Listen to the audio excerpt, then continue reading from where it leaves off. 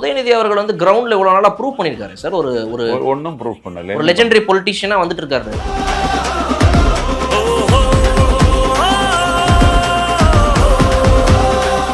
இப்போ 5 இயர்ஸ்ல என்னென்னமோ பண்ணியிருக்காரு சார். அவர் இளைஞரணியுடைய தலைவராக நியமிச்சாங்க. ஒரு மினிஸ்டராக இது நம்ம ஸ்போர்ட்ஸ் மினிஸ்டராக, துணை முதலமைச்சர் அப்படி படிப்படியாக தானே உயர்ந்து வந்திருக்காரு. அடிமட்ட தொண்டன்லேருந்து அவர் அடிமட்ட தொண்டை ஒன்றும் கிடையாது. ஸ்டாலினுக்கு மகன், அவ்வளோதான். வேற ஒரு பொண்ணாகவும் கிடையாது. அவர் பேசுறதெல்லாம் பார்த்தா பதில் இல்லாம நடுங்குறாங்களாம் சார். தாவேக்கால அமைச்சர்கள் யாருக்கும் பதிலே இல்லைன்னு திமுகவுடைய இவங்கெல்லாம் வந்து ஆன்லைன்ல பேசுறாங்க. நிறைய பேர் பாருங்க, நம்ம எதிர்க்கட்சி தலைவர் பேசின உடனே பதிலே இல்லை யார்கிட்டயும். அங்க என்ன பேசுனாங்க? அரசு பள்ளியில வழங்கப்படுகின்ற ஸ்கூல் பேக்ல முதலமைச்சரோட புகைப்படம் இல்லாம இப்பதான் முதல்ல வழங்குறோம். ஃபேக் நியூஸ் தொடர்ந்து பரப்பிட்டு இருக்காங்க. அப்புறம் ஏன் சார் லேப்டாப்ல மட்டும் அந்த படத்தை போட்டீங்க? அதிமுக திமுக இல்லாம ஒரு ஃப்ரெஷ் பாலிடிக்ஸ் போர் தான் நடக்கும். இனிமேல நடக்கும். ஒரு மும்முனை போட்டி எதிர்பார்க்கலாம். ஒரு சைடு வந்து தாவேக்கா, இன்னொரு சைடு அண்ணாமலை, இன்னொரு பக்கம் வந்து இவர் சீமான். கதம்ப கூட்டணி. சீமான் எல்லாம் இதுல செத்துருவான். பிளஸ் ஆயிடுவாங்க எல்லாம். Plus plus plus. அந்த 20 லட்சம் ரூபாய் நகை வாங்கிட்டாங்க. தாய்மாமன் சீரு அவருக்கு தான் ஃபர்ஸ்ட் போயிருக்கா. யாரு? கவர்மெண்ட் கொடுக்க போகுது அந்த தாய்மாமன் சீரோன்னு நினைச்சாங்க. இது இவன் திமுக சீரு. அடுத்து வந்து லோக்கல் பாடி எலெக்ஷன்ஸ் வருது சார். இப்போ இருக்கிற சென்னை மேயரை மட்டும் மாற்றாமல் பார்த்துக்கிட்டா நல்லா இருக்கும் சார். ஏன்னா இன்னைக்கு வரைக்கும் அவங்க கொஞ்சம் கோவத்தில் இருக்கிறாங்க சார். மேயரா? ஆமாம், அந்த அம்மா கொஞ்சம் கோவமாக ரொம்ப இதுவாக இருக்காங்க, டென்ஷனாக இருக்கிறாங்க. அவங்க என்ன காரணம் தெரியலையே. சிஎம் இன்னும் வந்து அவங்கள பார்க்காம இருக்காங்க. ஏய் வாய முன் ஏந்து போட.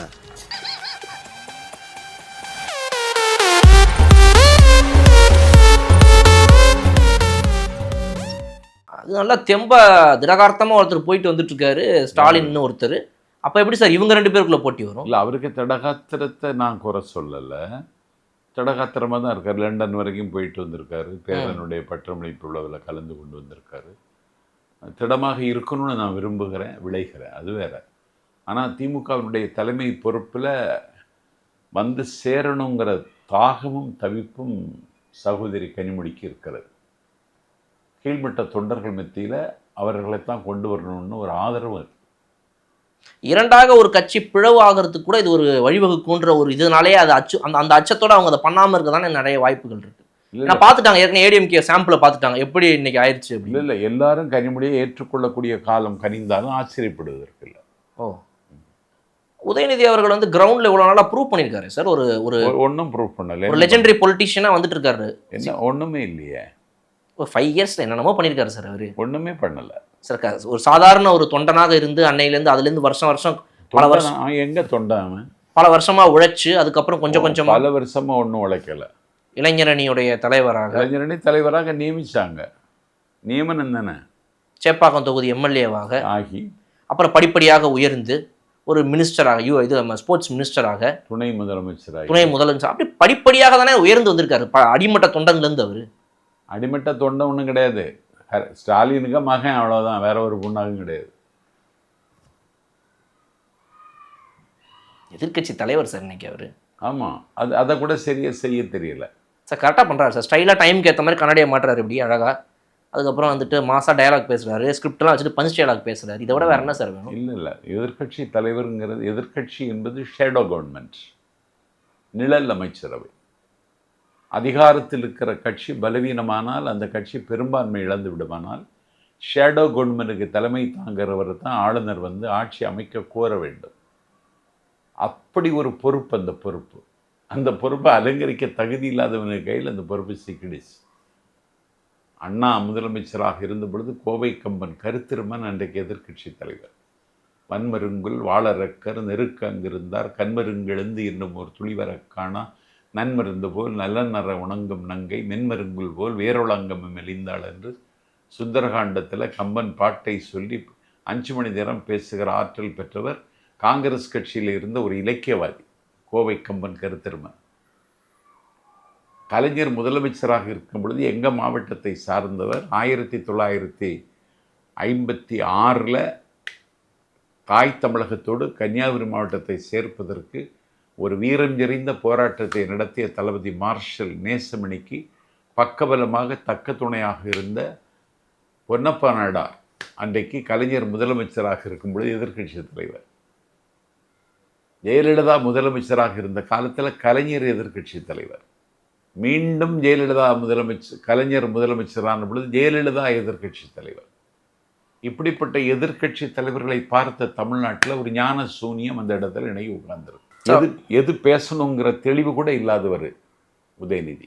அவர் பேசுறதெல்லாம் பார்த்தா பதில் இல்லாம நடுங்குறாங்களாம் சார். தாவேக்கால அமைச்சர்கள் யாருக்கும் பதிலே இல்லைன்னு திமுகவுடைய இவங்கெல்லாம் வந்து ஆன்லைன்ல பேசுறாங்க நிறைய பேர். பாருங்க, நம்ம எதிர்க்கட்சி தலைவர் பேசின உடனே பதிலே இல்லை யார்கிட்டயும். அங்க என்ன பேசினார்? அப்படி சோபா மாடல்னு சொன்னான், அவ்வளவுதான். வேற என்ன? புஷ்பா படம்னு சொன்னாரு. புஷ்பா படம்னு சொன்னான், ரீல்ஸ்ன்னா. இதா ஒரு எதிர்க்கட்சி தலைவர் பேசிய பேச்சு. இப்போ முதல்வர் மட்டும் இப்படின்ட்டார், அப்பாவை காணான்ட்டார். அதெல்லாம் அப்பாவை காணோம்னா காணலன்னு சொல்றது ஒரு சிம்பாலிக்கா வரதை உணர்த்தினது.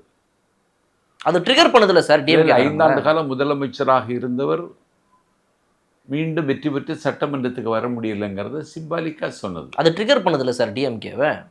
கொதித்தெழுறாங்களே சார், என்னடா நம்மளை இப்படி கலாய்க்கிறாரு. கொதித்தெழணுமான உணர்ச்சி இருக்கணும் தம்பி.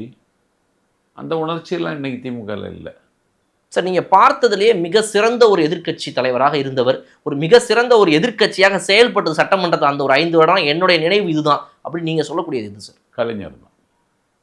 எந்த வருடம் சார்?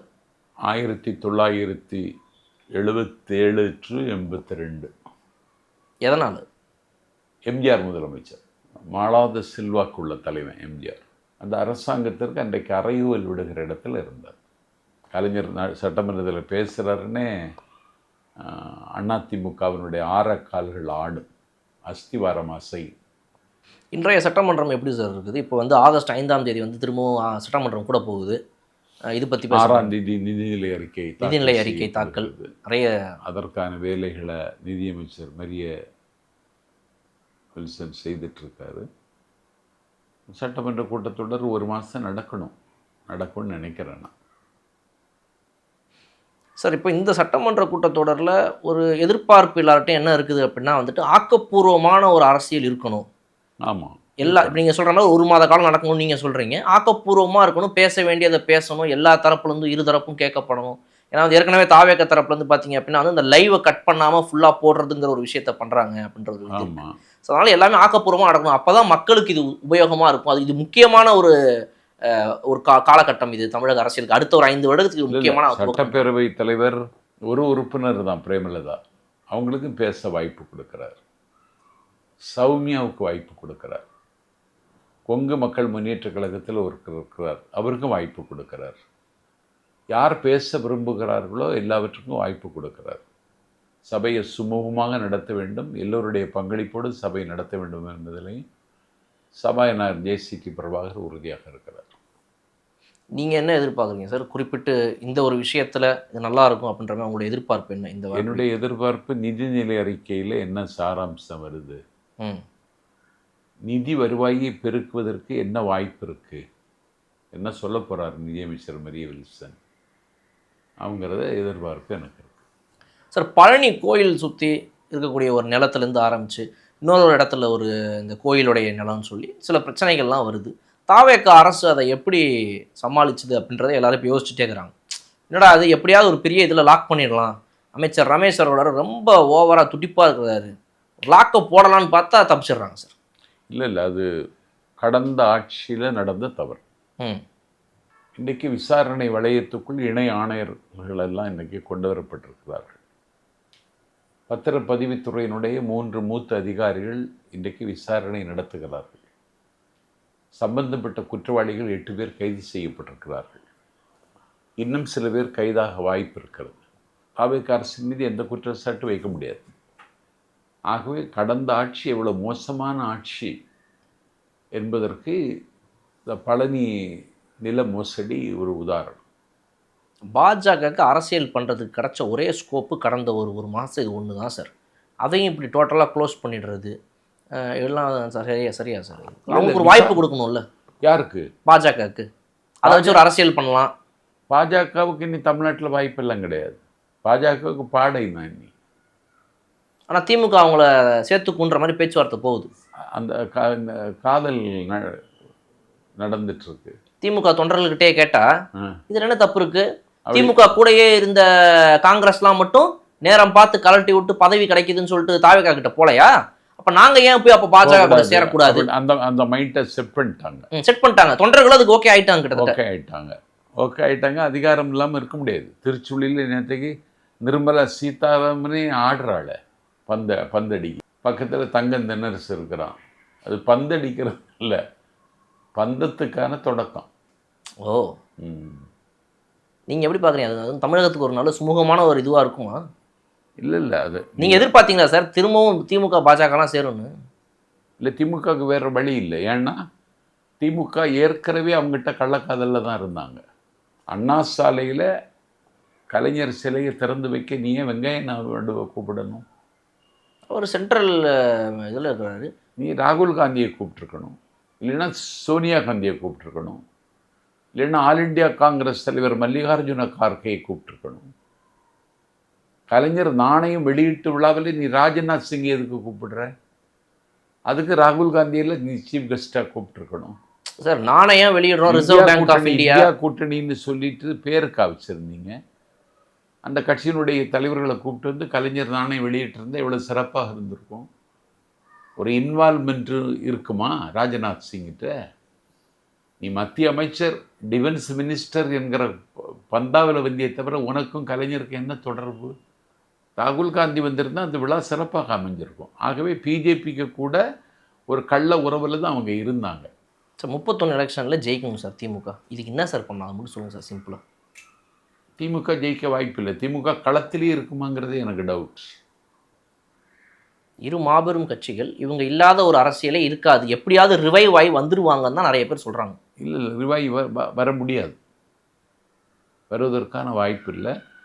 2031 தேர்தலில் களத்தில் அண்ணாமலையும் விஜயும் தான் மோதுவாங்க. ஓ, அண்ணாமலை அவர்கள் வந்துட்டு தன்னோட கட்சியை வந்து விஜய் அவர்களோட ஒரு கூட்டணி கட்சியாக தாவேகாவோட உங்களோட இணைச்சிக்கிட்டு எனக்கு ஒரு 10 சீட் கொடுங்க, 5 சீட் கொடுங்க அப்படின்னு வரமாட்டாங்க. அப்படியெல்லாம் வரமாட்டார். அவர் 2031 ஆட்சி மாற்றம்னு சொல்கிறாரு.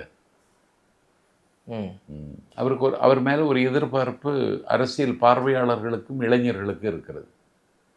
ஒரு 20 லட்சம் இளைஞர்கள் வீத லீடரில் சேர்றேன்னா அது விளையாட்டாக நினைக்கப்படாது. ஏன்னா அமெரிக்காவில் ஜூலை 3 அவர் பேசினார். 4000 பேர் கொண்ட அந்த அரங்கு அப்படியே அமைதியும் அட்டென்ஷன் ஆகிடுச்சு. 4ஆம் தேதி நாம் பேசும் பொழுதும் அந்த அரங்கம் அட்டென்ஷன் ஆச்சு. அப்படின்னா அண்ணாமலை மேலே ஒரு எதிர்பார்ப்பு தமிழர்கள் மத்தியில் இருக்குது. அப்போ அதிமுக திமுக இல்லாமல் ஒரு ஃப்ரெஷ் பாலிடிக்ஸ் போர் தான் நடக்கும் இனிமேல். நடக்கும். ஒரு மும்முனை போட்டி எதிர்பார்க்கலாம். ஒரு சைடு வந்து தாவேக்கா, இன்னொரு சைடு அண்ணாமலை, இன்னொரு பக்கம் வந்து இவர் சீமான். கதம்ப கூட்டணி. சீமான்லாம் இதில் செத்துருவான் திமுகவில். ப்ளஸ் ஆகிடுவாங்க எல்லாம். ப்ளஸ் அந்த 20 லட்ச ரூபாய் நகை வாங்கிட்டானே. என்ன சார்? ஆமாம், தாய்மாமன் சீரு அவருக்கு தான் ஃபஸ்ட்டு போயிருக்கா. யார்? இல்லை, கவர்மெண்ட் கொடுக்க போகுது அந்த தாய்மாமன் சீரோன்னு நினச்சேன். இது இவன் திமுக சீரு. திமுக அவனை சீராட்டுகிறது சார். அவர் வந்து அரசியல் எதிரியாக தான் சார் பார்க்குறாரு திமுகவை. தமிழகம் இன்னைக்கு இப்படி இருக்கிறதுக்கு காரணமே அதெல்லாம் கிடையாது. ஈழத்தில் இருக்கிற மக்களுடைய ஃபண்டை ரைஸ் பண்ணி அவங்களுடைய நம்பிக்கையை பெற்று இருக்கிறாரு சார் இன்னைக்கு. ஈழத்து மக்களுக்கு நம்பிக்கையா?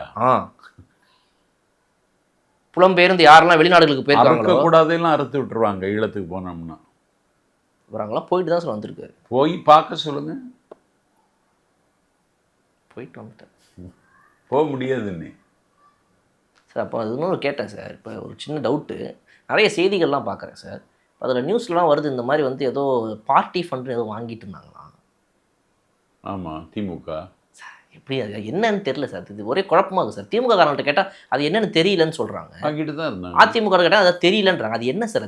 பார்ட்டி ஃபண்டுன்னா 100 கோடி ரூபாய்க்கு ஒரு சாலை சென்னை டு திருச்சி போடுறாங்கன்னா அதில் 40% 100 கோடி ரூபாயில் 40 கோடி ரூபா 400 கோடி ரூபாய் எடுத்துருவான் அகில உலக ஆணழகன் ஏவாவேலு. அதனால தான் ஸ்டாலினுக்கு வெள்ளியினால் நாற்காலி பேச ஆரம்பித்தா அசிங்கப்பட்டுருவாங்க. என்னன்னே புரியல சார். செய்தியில் சொல்கிறாங்க, ஆனால் அந்த அதை நம்பவே முடிகிற மாதிரி இல்லை சார். இல்லை, அதுதான் அதில் தான் இது வரைக்கும் அவங்க அப்படி ஒரு வாழ்க்கைக்கு பழகிட்டாங்க. அதுதான் அதெல்லாம் மக்கள் பணியில் வந்துருங்களா சார்? அதெல்லாம் இப்போ இந்த நீங்கள் சொன்ன 400 கோடி மக்கள் பணியில் வந்துருமா?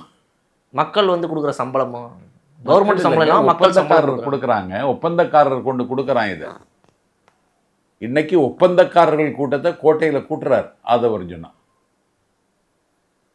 நீ ஒப்பந்தக்காரனை வீட்டில் கூப்பிட்டு நீ முன்பணம் வாங்கிட்டு இருந்த, நீ ஒப்பந்தக்காரர்கள் கோட்டையில் கூப்பிட்டு சாலை போட்டால் பணி தரமாக இருக்க வேண்டும், தரமாக இல்லை என்றால் ஒப்பந்தத்தை ரத்து செய்ய வேண்டும் எச்சரித்து பேசியிருக்கார் ஆதவர்ஜுனா. ஒரு நியூஸ் திறந்தா ஒரே பொய்யா இருக்குது சார். இந்த மாதிரிலாம் திமுககாரங்க பண்ணுறவங்களே கிடையாது சார். அவங்க ரொம்ப டீசெண்டாக தான் பாலிடிக்ஸ் பண்ணி சொந்த காசில் இது பண்ணிவிட்டு மக்களுடைய இதில் வரி பணத்துலேருந்து வர சம்பளத்தை 1.25 லட்ச ரூபா வாங்கிட்டு இது பண்ணிட்டு இருக்கிறாங்க. அவங்க 1.25 லட்சத்தை என்ன செய்வாங்க? அது குடும்பத்துக்கு ஸ்கூல் ஃபீஸ் கட்டுறது, இல்லை அரிசி ஜாமான் வாங்குறது வீட்டுக்கு அப்படின்னு, வண்டிக்கு பெட்ரோல் போடுறது. அவங்களுக்கு வாழ்க்கை முறை வந்து பெரும்பான்மையான சட்டமன்ற உறுப்பினர்கள் விடுதியிலே தங்கிறதில்ல. தெரியுமா உங்களுக்கு? ஒருவேளை ஏரியாவில் போயிட்டு இருக்கிறதுலே ஒரு சாதாரண மக்கள் எங்கே வாழ்கிறாங்களோ இருக்கிற நட்சத்திர விடுதியில் தங்குவாங்க. வீட்டை விட்டு சார் ஹோட்டலில் போய் தங்குவோம். அவ்வளோ வசதி, கழுத்து வரைக்கும் கொளுத்துலாம் இருக்குது. சட்டமன்ற உறுப்பினர் விடுதியிலே தங்குறதில்ல. நான் உங்கள் மேலே குற்றம் சாட்டுகிறேன். நான் எல்லாரும் நட்சத்திர விடுதியில் தான் தங்கினாங்க, 1-2 பேரை தவிர. அங்கே அவங்க அடியாட்கள் தங்குவாங்க. அங்கே தடாபுடால் சமையல் எல்லாம் நடக்கும். ஜாலியாக இருந்தோம். ஜாலியான கட்சி திமுக.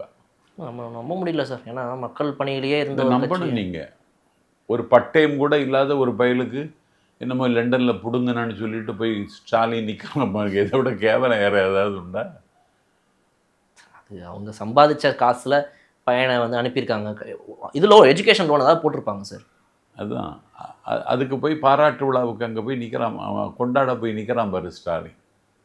அவன் என்னமோ மயில்சாமி அண்ணாதுரை அப்துல் கலாம் மாதிரி. அவன் அவங்களுக்கு அவங்கவுங்க பேரை வசதி தானே சார். அதையெல்லாம் வெளிப்படையாக காமிக்கிறதுங்கிறது ஒரு நலிவுற்ற மக்களுக்கெல்லாம் இது எரிச்சலை தரும். அது ஒரு வேறு யாராவது எடுத்து லீக் பண்ணியிருப்பாங்களோ நம்ம தெரியல. இல்லை, ஒரு நலிவுற்ற மக்கள், ஏழை மக்கள் தாங்க பெரும்பான்மை மக்கள். அன்றாடங்காட்சிகள் தாங்க. ஒரு 1000 ரூபா உரிமை தொகை எப்போது வரும்னு காத்திருக்கிற மக்கள் தாங்க நம்ம மக்களுடைய வாழ்க்கை தரம். இப்படி உள்ள மக்கள் இருக்கிற தமிழ்நாட்டில் ஒருத்தன் போய் எந்த தகுதி இல்லாத தன்னுடைய பேரனை கொண்டாடுறதுக்காக லண்டனுக்கு போகிறான்னா இது என்ன அநியாயம்? அந்த பயலுக்கு பேர் கதிர் ஆனந்த். அவனுக்கு மகளுக்கு நிச்சயதார்த்தம் ஒரு சாதாரணமாக நடத்திருந்தாங்க, ஒரு மண்டபத்தில் வச்சு சாதாரணமாக நடத்துகிறான். அதில் வள்ளிமலை வேல்முருகன் ஒரு பையன் ஊராட்சி மன்ற தலைவரான். ஆமாம், 500 பவனை போட்டுட்டு ஆடுறான். உழைச்சி சம்பாதிச்சிருப்பார் சார் அவர். அதுதான், உழைச்சி சம்பாதிச்சு ஆடுறான். கூட சேர்ந்து அந்த பையனும் ஆடுறான் கதிரானந்தம். குடும்ப நிகழ்ச்சி மக்கள் பார்த்துட்டு இருப்பாங்க. குடும்ப நிகழ்ச்சியில் எல்லாருமே தனிப்பட்ட முறையில் 500 பவன் ஒரு ஆம்பளை பையன் போட்டுட்டு ஆடுறான். வள்ளிமலை வேல்முருகன். எங்கள் ஊர் வெள்ளிமலை வேல்முருகனுக்கு 5 பவன் கூட கிடையாது. அண்ணா சபரம் செய்யப்படாத முகம், சீவப்படாத தலை, வெற்றிலை காவி படிந்திருக்கிற பற்கள், கீழே இருக்கிற பட்டன் மேலே இருக்கிற பட்டன் கீழே, சலவை செய்யாத வேட்டி, 4 அடி உயரம், ஒளி கக்குகிற கண்கள். அண்ணா அப்படி இருந்தார். இன்னைக்கு என்ன மாதிரி இருக்கிறானோ சார். இப்போ இதெல்லாம் ஆரம்பித்தது வந்து நீங்கள் சொல்கிற மாதிரி ஆதவர்ஜுனா அவர்களோ திரு விஜய் அவர்களோ இவங்கெல்லாம் வந்து அரசியலுக்குள்ளே வரும்போதே வேற ஒரு சோர்ஸ் ஆஃப் இதில் பிஸ்னஸில் சம்பாதிச்சு அதெல்லாம் முடிச்சுட்டு இந்த பக்கம் வராங்க இவங்க, இதில் நாங்கள் நேர்மையாக்குன்றாங்க. ஆனால் அன்னைக்கு வந்து அரசியலுக்குள்ளே வந்தவர்கள் யாருமே வந்து ஒரு மிகப்பெரிய செல்வந்தர்களாக அரசியலுக்குள்ளே வரலை. அவங்க ஒரு மாணவர்களாக, ஒரு இயக்கங்களாக போராடுறாங்க. போராட்டத்திலேருந்து அவங்க அரசியல் கட்சிகளாகிறாங்க. அரசியல் அப்படி தான் வராங்க திமுகக்குள்ள பல பேர். அப்போ அவங்களுக்கு அன்னைக்கு வந்துட்டு சோர்ஸ் ஆஃப் இன்கம்ங்கிறது வந்துட்டு பெருசாக எதுவும் கிடையாது. அப்போ இது மூலமாக பார்க்கலாம், பணம் பார்க்கலாமே, காசு சம்பாதிக்கலாமே லைட்டாக ஆரம்பித்த ஆசை கொஞ்சமாக இங்கே கொண்டு வந்து நிறுத்தி 500 ரூபாய் போட்டுட்டு ஆடை கொண்டு வச்சுட்டு.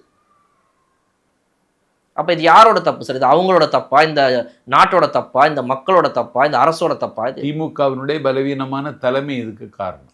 ரொம்ப எளிமையாக இருக்கணும்.